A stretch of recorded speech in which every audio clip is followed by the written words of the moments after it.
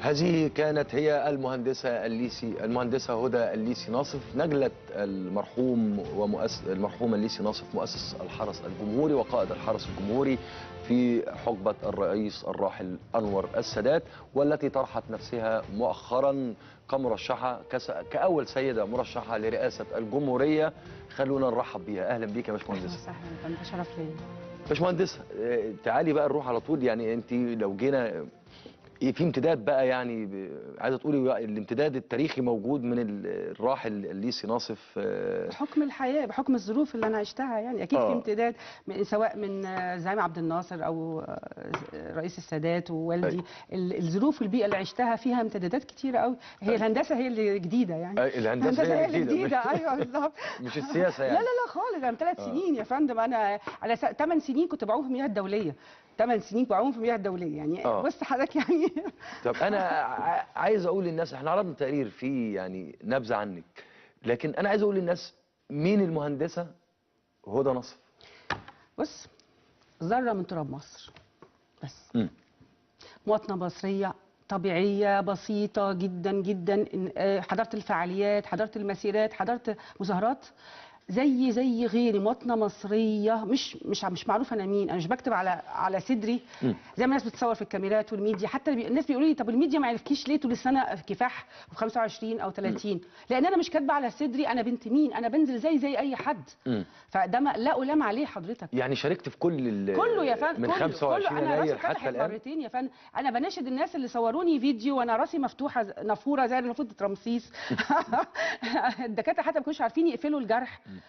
ما خدت كسر رخامه في راسي هنا الناحيه اليمين. ده في 25 يناير ولا لا في ايام لا فعاليات ضد الاخوان. لا فعاليات ضد الاخوان. في كله انا بتضرب وعربيتي بتتكسر. بقى ده شيء طبيعي نمطي. مش كاتبه بقى على نفسي مين، ولا رحت للميديا ولا الحاجات دي اتطرحت خالص. لان انا مواطنه مصريه، ما ينفعش اعمل كده عشان اتصور. انا اعمل كده عشان بلدي بس مش عشان اتصور. طب قولي لي يعني امتى جالك فكره ان انا اطرح نفسي كسيده وقدامي مرشحين يعني ذو ثقل سياسي ومطروحين في الميديا وفي الاعلام بشكل متوسع؟ امتى جات لك الفكره؟ وايه خططك انك هتنافسي الناس دي ازاي؟ وهتوصلي المهندسه هدى ازاي للشارع؟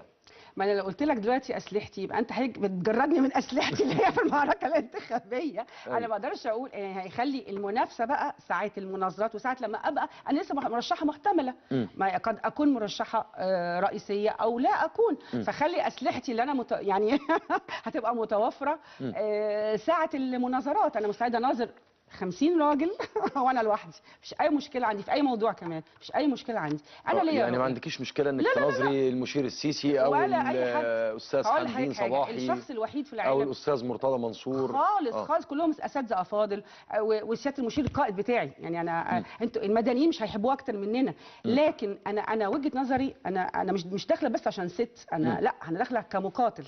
وجهه نظري ان اكبر عدد من الذين يتمتعون يعني بخلفيه عسكريه ده في مصلحه البلد دلوقتي. حقيقي ده في مصلحه البلد. طب حضرتك ايه خلفيتك العسكريه؟ خلفيتي بيئتي وظروفي برمجيات يعني. بس انا قبل ما ابقى مهندسه برمجيات انا يعني انا عشت في جو المؤامرات وجو خدت كنت باكل تعابين وسحال يا فندم. يعني انا اتربيت تربيه في حقيقه عسكريه، سواء حقيقه عسكريه او في البيت يعني. طيب ده خلينا يعني احد ابناء القوات، احد ابناء المؤسسه العسكريه، فاكيد دي خلفيه. مش خلفيه ان انا ماسكه بسوق دبابه. يعني الفكره هي خلفيه زي ما اقول لحضرتك عندك اتربيتي يعني تربيه على الحسم وعلى الصرامه بحكم الوالد رحمه الله عليه. بالظبط. الله يخليك. ده يعني خليني اروح معاك اسالك، هل ترشحك لاثبات قيمه المراه واهميه دورها في المجتمع، واثبات انك تثبتي للي هم بيشككوا في ان المراه ممكن تبقى رئيس دوله ورئيس حكومه ورئيس مجلس شعب؟ تمام. حضرتك ده اولا مش ده السبب الرئيسي عشان بس ما اضحكش على حد. انا مش ده بس الرئيسي عشان المراه واستحقاقاتها، لكن ده من ضمن الاسباب. اوكي طبعا المراه لازم تاخد استحقاقها في كل المجالات. ما ينفعش يبقى عندنا حضرتك شيزوفرينيا. نقول للمراه انت نص المجتمع وانت اللي عملتي الثوره وانت ساعه الجد انت بتعملي ايه؟ لا ما ينفعش. احنا كده عندنا شيزوفرينيا. فاحنا ايه؟ لا انا داخله على اساس اسباب كتيره قوي منها استحقاق المراه. فانا لذلك انا يعني عايزه المراه تدعمني، لان انا بحاول بقدر الامكان ان انا اوصل صوتي وابقى صوره مشرفه. انا مش صوره كامله يا استاذ محمد، لكن بحاول ابقى صوره مشرفه لسيدات مصر، سواء في الثقافه، سواء في الخلفيه، سواء في اي حاجه. بحاول، ده اجتهاد. فانا لا الام عليه يا فندم. بس لا ما حدش بيلومك يا فندم. لا، في ناس بتلوم يا فندم، في ناس بتهاجم. انت في ناس في اللجنه الالكترونيه بتاعتي بتحكي، انا ما بشوفش لان مفيش وقت، لكن اللجنه الالكترونيه بتوريني بقى الرسائل وبتاع ومش عارف ايه، لا روحي اعملي مش عارف، ومعظمهم سيدات. بتستقبلي الحاجات دي ازاي؟ بصدر رحب خالص، لان انا مفيش حاجه في الدنيا، ومعظمهم سيدات. بص انا مفيش اي حاجه في الدنيا تهزلي شعره من ثقتي في نفسي ايا كان. طيب بما اننا بنتكلم عن ترشحك، لسه ما خرجناش من هذا القسم.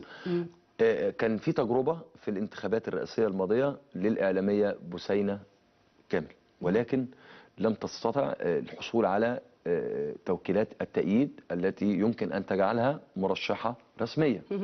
العقبة دي بالنسبة لك هي عقبة أم؟ أنا بتوكل على الله، أنا ماليش دعوة بغيري، ماليش دعوة بتجارب غيري خالص، ولن أتحدث عن تجارب غيري. أنا داخلة ومتوكلة على الله. بص حضرتك، أنا عن نفسي داخلة بنية خالصة أعمل حاجة للبلد دي. تمام؟ ربنا يعني أنا بيني وبين ربنا هو عارف أنا مدى صدقي. إذا هيوفقني يبقى أنا إنسانة صادقة، وعايزه اعمل حاجه هيساعدني، والله لو نيتي خالصه هيساعدني. انا بحاول والله بجتهد، لكن انا مشكلتي في حاجه حضرتك، انا دلوقتي لحد دلوقتي اول امبارح وامبارح لحد دلوقتي 12000 توكيل معروض عليا. انا اقل تسعيره في اللي معروض. تسعيره ازاي يا فندم؟ في تسعيره للتوكيلات يا فندم، ما هي دي المشكله، دي المهزله اللي احنا فيها. احنا في مهزله، احنا عار، احنا في عار. احكي لي. مهزله. هقول لحضرتك، سياده المشير له تسعيره، السيد حمدين صباحي له تسعيره، انا اقل تسعيره اكراما لوالدي المرشحين 25 جنيه اللي عاملينها. لا يا فندم طبعا، لا طبعا، لا مرشحين، لا حاشا لله ان انا اقول للمرشحين، لا انصار وده ما تعرفش فيه ايه. في بص حضرتك، في ناس داخله انا هلخصها لك، انا هلخصها لك. الفساد والارهاب ايد واحده، وخيوط عنكبوتيه حوالين المرشحين، مش حوالين انا بس، حوالين المرشحين. ان كانت تسويق سمعه او حاجات كتيره بتحصل. دي مهزله، عمليات التشويه دي كتيره قوي. دي مهزله يعني مهزله التوكيل، احنا لازم نوقفها حالا. مهزله، دي مهزله. هنوقفها ازاي؟ ما هو بص حضرتك، لازم بص الدستور اللي ما يديناش حقنا ويطلع اكبر عدد من الناس الشرفاء، انا وغيري وغيري وغيري يطلعوا والشعب يعرفهم، ده ما ينفعناش كدستور. انا عايز اقول ان التوكيلات انت وصلتي فيها، ما هقول لا يعني انا شغاله فيها، بعيدا عن ال 12000 المعروضين على حضرتك ماشي. دول. انا مش هشتري ولا بجنيه صوت ناس، صوت مصري. مش ههين مصري. ليه؟ انا هقول لحضرتك حاجه، انا مش طول عمري دغري. هاجي بقى انزل في الوحل، يعني الفساد هيشدني وانزل في الوحل؟ لا، انا مش هرضخ للفساد. انا الفساد يتحارب، انا جاي عشان احارب فساد وارهاب، ما ارضخلوش بقى. حتى لو كانت في ناس بتقول لي طب انت ادفعي التوكيلات وكده، بعد ما توصلي اعملي حاجه. طب انا هكون فقدت احترامي لنفسي يا فندم. لو انا فقدت احترامي لنفسي، انا مش عارفه اوصل لك صوتي، مش عارفه اقنعك بيا. ذات نفسي انا مش محترمه نفسي، طب انا اوصلك تحترمني ازاي؟ وتجي فاهمني حضرتك؟ أيوة. خلاص يبقى انا فقدت، خلاص انا ماشيه طول عمري بسيستم معين كده دغري. ازاي هاجي في الاخر ان انا انزل في الوحل؟ لا، مش هنزل في الوحل. طيب قولي لي يا باشمهندسه، النهارده احنا قدامنا حوالي 10 ايام اعتقد بس وتنتهي مساله التوكيلات. ربنا يسهل يا فندم، ربنا يسهل. وفي عده شروط اخرى المفروض انك انت بتكوني بتنفذيها، منها الاجراء الطبي. بكره ان شاء الله، بس انا مش عارفه اروح فين. يعني اروح مستشفيات القوات المسلحه، انا تبع المستشفيات القوات المسلحه. بتحددي حسب الاستماره اللي انت بتسحبيها من المجالس الطبيه المتخصصه. ما انا مش عارفه منين حضرتك، انا ما اعرفش ما فيش اي حاجه. طب المفروض حملتك يعني عندك حد مسؤول قانوني حملتي؟ لا، في حاجه بيجيب الحاجات دي. ايوه يا فندم، هم قاعدين بيجيبوا كل حاجه، لكن في لخبطه، يعني ما فيش ارشادات حقيقيه تمشي عليها. لذلك بقول لك العمليه الانتخابيه، اللجنه العليا اعلنت ان لازم اعلان باسماء والمحافظات فين من خلال المجالس الطبيه المتخصصه. طب فين المجالس الطبيه مثلا اللي في اسكندريه ولا في بورسعيد ولا في سينا ولا في المجالس الطبيه المتخصصه موجوده في وزاره الصحه يعني؟ لا يا فندم، لازم احنا هنشتغل حرفيا ولا اجري انا؟ هم اعلنوا يا فندم. طب يبقى انا مديه امر دلوقتي اللجنه الالكترونيه ان هم يجيبوا لي المجالس الطبيه فين. هي موجوده في وزاره الصحه وفي مدينه نصر. انا هقول لك اهو المكان. انا مش هروح هناك حضرتك، لازم يبقى حاطط على الكمبيوتر ده. طيب ده شرط من الشروط. في امبارح مرشح خرج طبي، المرشح وكان ضيف معايا هنا امبارح، والحقيقه فجر هذا الموضوع في نهايه اللقاء. احمد المختار، اللي هو يمكن اول واحد بدا يعمل دعايه واعلانات ليه في كل كان ايه مشكلته حضرتك؟ خرج ذهنيا. يا ساتر. انا ما اعرفش كده. لا بتهيالي هندسه ما تخلينيش ان انا ابقى يعني ما اقصدش، لا ما اقصدش. لكن انت ما بتتخوفيش انك تخرجي طبي والكلام ده؟ ليه؟ انا الحمد لله مش ما معاقب ما يعني في ما اي فيش حاجه. اي حاجه تخوفنا ان احنا نخش نعمل الضغط عالي طبي. شويه. شايفه ان ده كويس؟ الانفعالات يعني. شايفه الشرط الطبي ده كويس؟ لا ده لازم. لازم. لازم، ده اهم من التوكيلات. انا بحييكي. ده لازم. ده اللي يقول غير كده لا. طب ليه لازم ليه؟ يا فندم ايه استاذ محمد لازم ليه؟ قولي لي لازم يا فندم ليه؟ ده رئيس مصر يا فندم، يعني معاق مثلا ذهنيا ولا عنده حاجه في ولا عنده عقده ولا طالع عدل ينتقم ولا لا يا فندم، في حاجات كتير. ده رئيس مصر يا فندم. وبعدين في الانفعال لازم يقاس انفعاله ايه وضغطه ايه والحاجات دي كلها، يعني كمان الحاجات دي لازم تبقى بحرفيه. ما ينفع، ده رئيس مصر يا فندم بيمثلنا في كل حته. ما ينفعش يحصل له هذيان في لحظه. ما ينفعش يحصل توهان زي ما كان بيحصل دكتور مرسي. ما ينفعش. العالم يتفرج. ده احنا كان يهزي. طبعا كان يهزي، زي ما حدش شايف يعني، ما حدش ملاحظ. طبعا كان يهزي. ايه رايك في الاخوان؟ انا ما دخلتش الانتخابات اللي فاتت بسبب ان انا عارفه ان هو هيتشالوا يعني. جماعه. عارفه ولا حاسه؟ لا عارفه متاكده يا فندم طبعا. ليه؟ متاكده. ازاي عارفه؟ ما اقدرش اعديها. هقول لك ده كوب ماشي فيه سم. كان يجب ان احنا ندوقه بس مش نشربه. بس ده ردي. طيب تعالوا نروح لبرنامجك الانتخابي. تمام يا فندم. ناخد القسم الاول اللي هو الملف الاساسي الحقيقه في اي برنامج انتخابي، ملف الامن. انا اهم حاجه الامن. انت كسيده وبتقولي انك لك خلفيه عسكريه ومتربيه في بيت عسكري وعلى الصرامه والحزم تمام. وبتقولي كنت بتاكلي تعابين وبتاع، اذا الشخصيه يعني تقدر تتعامل في الملف مش اي حد. خطتك الامنيه ايه لمصر اذا اصبحت رئيسه لمصر؟ اول حاجه بكل مقدرات الدوله. ده برنامج حضرتك؟ يا فندم هتشتغل. اول حاجه اول حد يطلع يتكلم معاه برنامج. انا اول واحده اقدم برنامج على فكره. انا ماشيه بحرفيه. لسه ما حدش اعلن برنامجه، سواء سياده المشير او الاستاذ حمدين. انا ماليش دعوه او اي حد تاني. انا ماشيه بحرفيه اصل انا حضرتك يعني قد اكون انا مش اذكى الناس طبعا ولا ذكيه ولا حاجه، لكن الى حد ما انا فكري مختلف. طالما الانسان فكره مختلف فممكن يقدم للناس دم جديد بس مش اكتر. اتفضلي يا فندم. فبقول لحضرتك ان اهم حاجه هو اول ملف هشتغل عليه هو الامن. الامن داخلي اهو في هنا هقول الامن الخارجي. كل شيء عصب الاقتصاد مش هيبقى فيه اقتصاد ولا استثمار الا اذا كان فيه امن. مش هيبقى فيه حتى جامعات مستقره ولا تعليم الا اذا كان فيه امن. هتعملي ايه في الكلام ده؟ تمام. دلوقتي احنا طبعا عارفين ان الامن متجرف في ايه؟ مع الارهاب. فبالتالي الله يكون في عونهم طبعا ويحميهم، هم مش ذنبهم. فحاصل بقى دلوقتي انفلات امني، فوضى في كل حاجه، فوضى. اللي عايز حاجه بيعملها حقيقه، يعني اللي ممكن يقتل حد في لحظه هيعملها.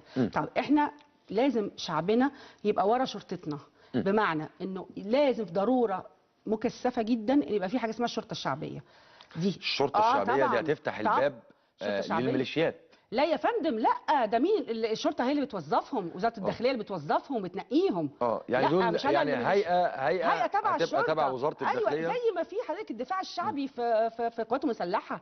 في ايه يا فندم؟ انا مش بخترع حاجه يعني مش واقعيه. لا طب ما هو اللجان الشعبيه مين اللي قام بيها؟ بس هتبقى متوظفه صح وتبقى مختاره صح وتبقى يعني ادارتها بطريقه سليمه. مش اي حد هيبقى معاه سلاح طبعا. لا هي الشرطه نفتح باب التطوع من كل محافظه في كل شارع. احنا ممكن نعمم التجربه في محافظتين، القاهره واسكندريه. نبتدي بيهم يعني. نبتدي بيهم. عجبتنا التجربه ومشيت وفلحت، نبقى ايه نعممها. انا مش يعني انا مش بقول افكار ممكن تكون هي الافكار الجميله قوي ولا انا بقول بس ايه يا جماعه، نسمع لبعض ونحاول نجرب. تجربه نفعت نعممها، ما نفعتش نلغيها، نشوف حاجه تانية بدائل اخرى.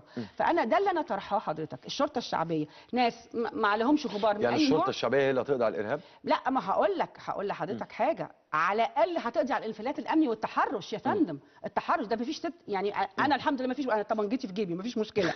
مرخصه سلاح وبتاع؟ طبعا يا فندم يعني طبعا. بتشيلي سلاح بتعرفي تضربي نار وكده؟ الحمد لله. يعني عندنا مرشحه رئاسيه بتعرف تضرب نار.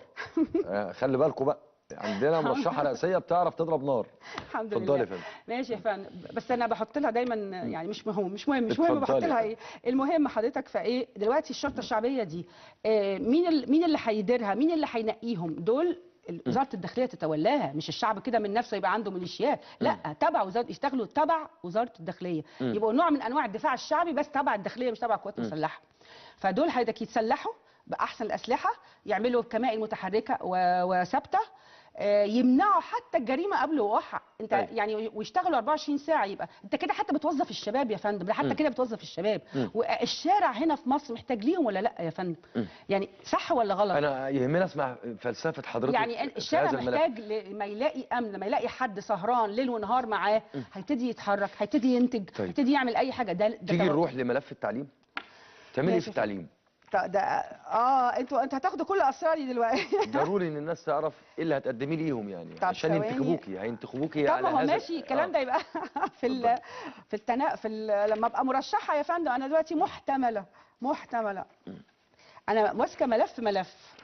فالمشكله انه اللي عايزه اقتصاد الاول. طب اتكلمي في الاقتصاد. اول حاجه لا خلاص، انا جيت الاول تعليم. الملف الجاهز معاكي اتكلمي فيه. حاضر. لا كله جاهز بس بالترتيب. هو ايه؟ اول حاجه الابنيه التعليميه.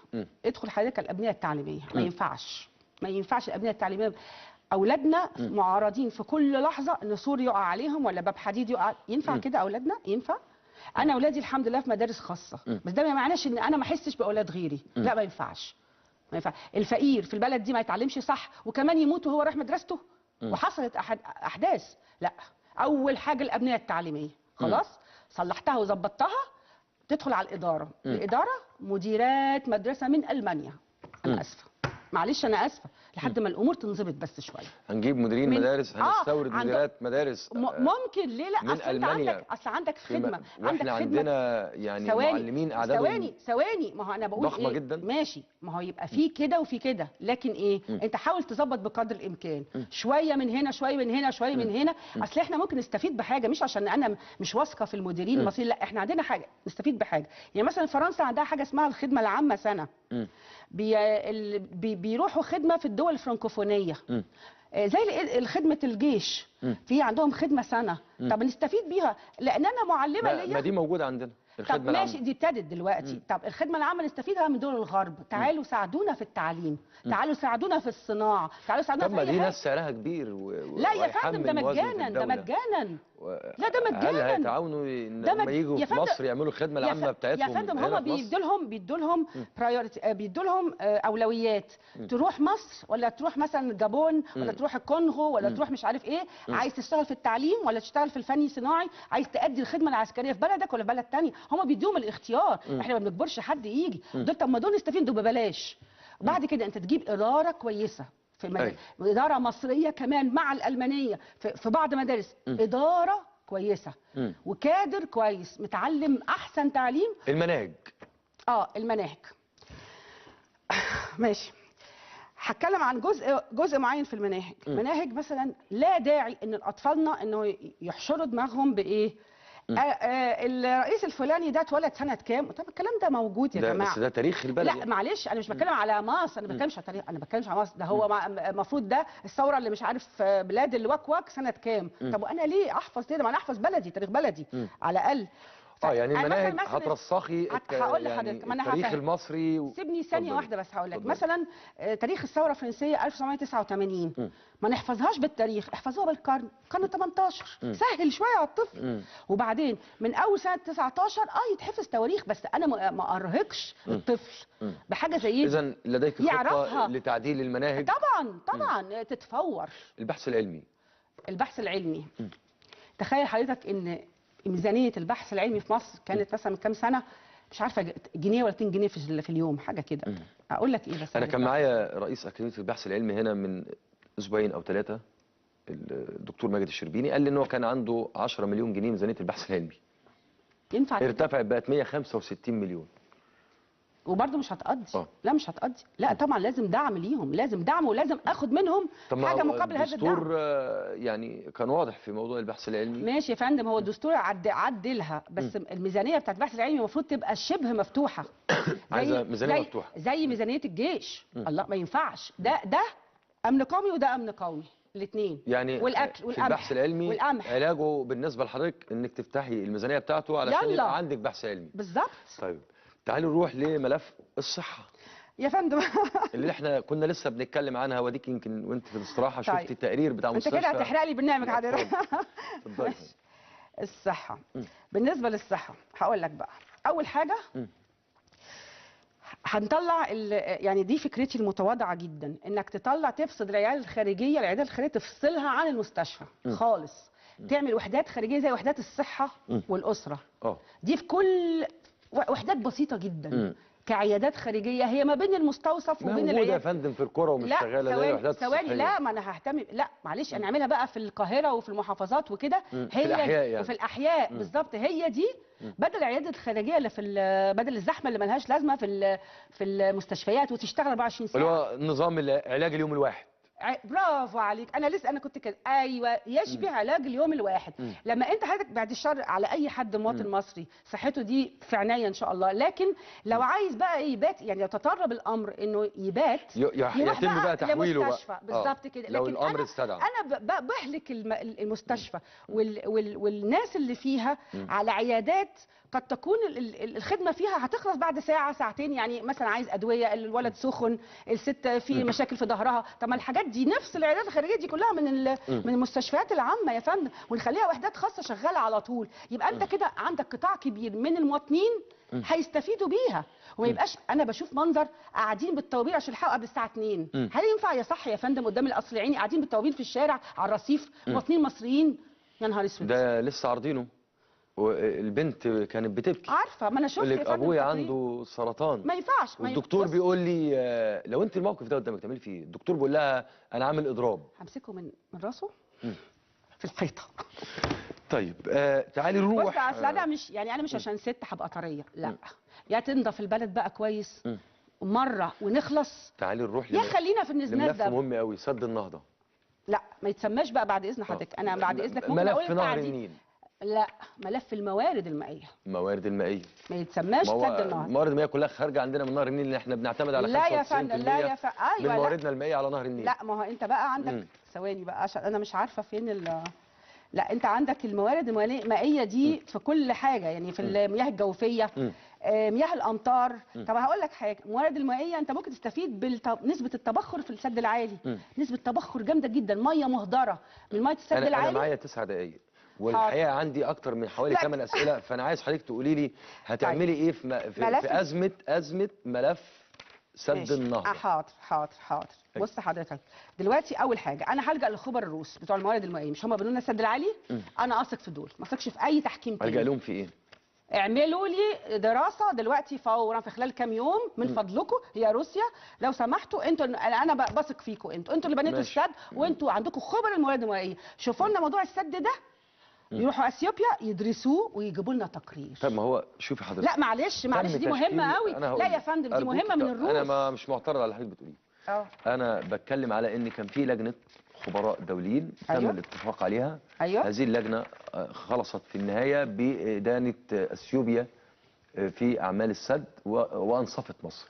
ولكن اثيوبيا لم تلتفت لتوصيات هذه اللجنه. طب استنى انا هقول لك هتعملي ايه مع اثيوبيا لو ما لو ما وقفتش بناء السد بالمواصفات اللي هي بتعمله؟ برضه هلجأ للتحكيم الروسي. اصل في حاجه اسمها التحكيم الروسي. لا في موارد لا انا بفوض الخبراء الروس بتوع الموارد. مش دوله ليا سيادتي لا يا فندم هيساعدونا يبقى هستعين يعني ايوه انا فوضتكم كشعب يا سيدي كاي حاجه، فوضتكم ان انتوا لكن مش هترجعي مثلا للمحاكم الدوليه. لا ثواني، ما انا لسه ما اتكلمتش. ده هبتدي بيه لسه الاول واخش بقى فيه على تدوير الموضوع. مش بس كده، في جيش ليك بيدول الموضوع، جيش تاني ليك شغال في الاعلام والميديا عالميا، جيش تاني ليك بيخاطب الشعوب. اصل انت لو حضرتك عايز تعرف الموضوع المغزى من السد ده، المغزى اقول لك عشان الناس تفهم كويس. يعني احنا بنتكلم عن جيوش بتقوم باعمال مجتمع مدني دلوقتي. لا هي جيوشك المجيشه. ايوه ممكن تقومي بعمل عسكري. طبعا اذا صممت اثيوبيا على استكمال بناء السد بهذه المواصفات. سوري انت بتتكلمني على عمل عسكري مع اثيوبيا، فاكر بتتكلمي على عمل عسكري امسك حاجه اسوب اثيوبيا. بص حضرتك، لا في ملف، في جزء من الملف ملف امني انا ما اقدرش اتكلم فيه على الهواء، ما ينفعش. انما انا بقول لحضرتك ايه هي، في خطوات. انت في خطوات بتدول الموضوع، وفي تحكيم، وفي مشروع الكونغو لا بديل عنه. في اللي يقول لك لا ده عايز يتكلف ومش يتكلف. ما انت دلوقتي اذا ما عملتش ده انت يعني انت شايفه بديل مشكله سد النهضه ان انا اعمل نهر، لازم انفذ نهر مش بس كده، المشاريع اللي مكتوبه كلها اللي انا عرضاها اللي انت هتطرحيها. لا انت هطرحها. اول حاجه مشروع الكونغو، يعني ايه ما يتعملش؟ يتعمل. ده طيب لازم يتعمل حضرتك، ده مش بس كده، ده هيوفر لك ميه وكهرباء. جماعه الاخوان ثواني، طب اسمعني بس حضرتك، ان المغزى من سد النهضه ليس تعطيش مصر ولا تجويع مصر، لان عارفين هنلاقي بدائل. ده المعلن يا فندم. لا فندم معلش، لكن انا الحقيقة بقى اقول يعني لكم اللي مش معلن. سد النهضه اغراق الدلتا يا فندم. هيجوع مصر فعلا. لا يا فندم، هو مش المغزى، هو عارفين ان احنا هنلاقي بدائل. ايه البدائل؟ ما عندناش بدائل. هنلاقي بدائل ان شاء الله، بس هو عارفين حضرتك هو المغزى منه ايه؟ اغراق الدلتا، خراب مصر. ليه؟ اكتر كيان الصهيوني مسيطر عليه فعلا اكتر من امريكا والغرب هي اثيوبيا. الملف امني في المقام الاول، انت بتتعامل مع ملف امني. طيب. امني من الدرجه الاولى. عشان فعلا وقتي بيخلص وعندي اسئله ثانيه عايز اسالها لحضرتك. تمام يا فندم. يعني احنا سمعنا ان جماعه الاخوان حاولت ان هي تعرض عليكي الدعم في الانتخابات، لذلك انا ده ما صحه هذا الموضوع؟ يعني حصل زقوا عليا حد عشان يشوفوا انا من ممكن قيادات الجماعه ولا من لا يا فندم، مش لا من حد مش معروف خالص، بس انا اكتشفت ان هو تبع الاخوان. ما علينا. فانا ايه، دعم مالي بقى ولا دعم لا هو لسه كله؟ لا يا فندم، هو ما عرضش دعم عشان ما ابقاش انا مش منصفه. هو ما عرضش دعم، هو بيحاول يشوف انا ميتي ايه، هيدعموني في الانتخابات ولا لا، عشان يفتتوا اصوات المشير. فانا بقول لهم ما تصطادوش في الميه العكره. انا بقى غير، يعني انا حاجه، يعني من الاسف ما تصطادوش مني، انا دوروا على حد تاني تصطادوا مع، يعني ايه، تصطادوا في الميه العكره معاه، انا ما ينفعش. طيب ذكرك يعني اكتر من مره الاسم المشير السيسي، يعني اكدتي ان وجود السيسي في السباق الرئاسي يعني لا يثير قلقك بالمره؟ خالص. ازاي وهو بيتمتع بشعبيه رهيبه؟ ما انا حسبتها. ما هو المغرز انه ايه، الناس يحصل احتقان. ها؟ وقبل حتى ما يبقى في انتخابات رئاسيه، ما هو عمالين يزودوا الضربات كل شويه في الجامعات يا فندم. يحصل احتقان. الحب ده كله يتحول الى كره للمشير، وده المغرز اللي هم عايزين يجرونا فيه. وتطويل المده، ومكتفين سياده المشير الفتره اللي فاتت. هو كان ممكن في اسبوع يقضي على الارهاب، لكن هو التكتيفه اللي معموله كانت حواليه. والمغرز انه خلاص انت الناس بتحبك، هنخلي الناس تكرهك. ده بالاخر. يعني انت مش خايفه انك تنافسي المشير؟ لا خالص، لان في اصوات انا داخله عليها واحركها. يعني انا قلت قبل كده ان الكتله التصويتيه كام يا استاذ محمد؟ 52 مليون. اللي راحوا استفتوا على الدستور دول معظمهم رايحين يستفتوا على سياده المشير، صح؟ هو الراجل دعاهم. ماشي يعني احنا ضمنيا ولا لا؟ احنا بنقول الواقع. ماشي 22 مليون، بس ما خليناش نعمم ده. ماشي يا فندم، ماشي. اللي راحوا استفتوا على الدستور يعني مع خريطه الطريق. طيب راحوا كام؟ اكتر من 20 مليون. 22، نقول 22 مليون. طب انت عندك 30 مليون مش عارف اتجاهاتهم ايه؟ 30 مليون هو كلهم اخوان؟ لا، وبعدين انتخابات الرئاسه تختلف عن الاستفتاء. بالظبط، ماشي يا حاجه والرئاسه حاجه. الرئاسه لها مرشحين هيخرجوا ناسهم. طيب تعالي نروح لوالد حضرتك المرحوم الليثي ناصف. انت اكدتي انه هو، او ذكرتي انه تم اغتياله. تمام، قتل طبعا. قتل. عندي الادله الدامغه. من قتله؟ هقول لك، هم يكفيهم رعبا ان انا طلعت. انا عارفه لا مش هقول مين يا فندم، انا ما اقدرش اقول مين. وده ملف انا مش هقدر افتحه، يا بقى ان شاء الله في الوقت المناسب. انما ده مش وقت فتح ملفات ممكن تفرق مصر وممكن تعمل بلبله وفوضى. وليه قتل ليه؟ طيب قتل ليه؟ يبقى قتل ليه؟ ما هو حاجتين، ما ادور على حضرتك المستفيد، يعني يا منتقم يا مستفيد. ما هو قتل ليه؟ تشوف عشان ثوره التصحيح وعلاقته بقى بالقبض على مراكز القوه والكلام ده. الاسباب دي كلها، واسباب كمان ان يعني اسباب كتيره جدا يا فندم. يعني احد اسباب اغتيال قائد الحرس الجمهوري ده قد يكون يكون احد الاسباب. قد يكون بعض اللي هم كانوا يعني بيحسبوا على مراكز القوه. لا انا ما قلتش كده، انا اقول لك قد يكون ده سبب من الاسباب. انا ما بتهمش ولا دول دلوقتي، ولا اقطاب السادات، ولا اقطاب الجماعه اللي كانوا في صراع على السلطه. بعدين هقول حاجه بس للناس، انا ناصريه، انا صور عبد الناصر في البيت اكتر من صورنا. لكن الفكره حاجه ان في المرحله دي كان لازم والدي يعمل كده. يعني مين اللي معاين السادات؟ مين؟ الرئيس الراحل جمال عبد الناصر. فاهل عبد الناصر بيناطحوا اهل على بس، واحنا داخلين على حرب. المفروض السيناريو يبقى ايه؟ والشعب على الحياد، واحنا داخلين على حرب، صح؟ بس الشعب خرج قال له افرم يا سادات. خلاص يبقى الشعب، ايوه. ما هو معلش، بس قبل ما يقول كده الشعب، والدي كان وقف معاه، لان هو معاه الشرعيه يا فندم. ما ينفعش في الحاله دي صراع على السلطه واحنا داخلين على حرب. ما ينفعش. بس إذا أنت لا تريدي الإجابة على من قتل يكفيهم هم شايفيني وعارفين، ويكفيهم رعبا. تقول لهم إيه؟ هقول لهم لو مش عايزه تقولي مين هم. يمهل ولا يهمل ابدا ابدا، وكل حاجه الواحد بيعملها والله بتترد له سواء حلوه او وحشه. اذا المهندسه هدى الليثي ناصف توجه كلمه لمن قتلوا والدها كما هي تقول: يمهل ولا يهمل. طيب كلميني عن اللي قالته لك السيده جيهان السادات عن والدك. لما كنت في البيت عندهم بعد يعني كنت مقيمه شبه عندهم يعني بتقولي لولا والد كلهم ولولا والدك كان كده يعني رمز السادات كان هيجرى له كده، وكان بيوضب فعلا طيارته وماشي. حضرتك تقدروا تسالوهم. الرئيس السادات كان يجهز طيارته ليغادر انا البلاد. ماشي. حتى ابنه جمال افتكر ان هم في هجوم عليه في البيت وجاب مسدس وقعد يقول انا هدافع عن بابا. يعني جمال يعني على فكره انا يعني بحب جمال السادات، يعني اكثرهم عاقل. عاقل ويعني بالظبط كده. اخر سؤال عندي: ماذا ستفعلي اذا اعلن فوزك في انتخابات الرئاسه وخرج الشعب ضدك ويقول لك مش عايزينك؟ هقول له انا هحترم رغبتك، انا ما اقدرش اجي على رغبه اي حد، بس يكون الاغلبيه بقى مش طب ازاي افوز ويقول لي مش عايزيني؟ ما انا مش فاهمه دي بقى. ما مش هتطلعي تقولي 5 6 7 4؟ لا ثواني أيوة. معلش، سؤال حضرتك انا متناقض الى حد ما. اذا خرج الشعب ضدك اذا خرج في اي مرحله ولا لما خرج دلوقتي بقى واعلان فوزي؟ انا مش فاهمه. انا اتحدث عن في حاله فوزك. في حاله فوزي وبعد ان تصبحي رئيسه لمصر. ايوه او رئيس لمصر وعملت غلطات والشعب خرج ضدك وقال لك روحي. ما يلزمنيش يشوفوا حد هم ما يلزمنيش انا الكرسي اللي حد مش عايزني فيه، ما يلزمنيش، انا جاي عشان هدف معين. اذا هتقولي سلام عليكم. سلام عليكم في منتهى هدوء. ليه انا اعذب نفسي؟ حد كارهني؟ انا عندي كرامه. انا عندي كرامه. عندي كرامه ولا احترام ايضا لاراده هذا الشعب. ما هو انا عندي كرامه وبحترم ارادته، ما هي الاثنين طبعا طبعا يعني يا فندم. هو الشعب ده عنده كرامه لازم احترمها، وعنده راي لازم احترم شعبي. خلاص انتهى وضع ان حد ما يحترمش اراده مصر والمصريين، انتهى. المهندسه هدى الليثي ناصف المرشحه المحتمله لرئاسه الجمهوريه، نورتيني. ميرسي يا فندم، ده نوركم انتوا بجد. ووجهي كلمه للناس نختم بيها فقره حضرتك. بحبكم حتى اللي كارهني، وبتمنى لكم السلام الداخلي قبل كل شيء. احنا ذات نفسنا في جوانا شوائب وموروثات يا ريت تتغير عشان بلدنا تتقدم لقدام، وربنا يا رب يعفو عنا ويوفقنا ويبارك لنا.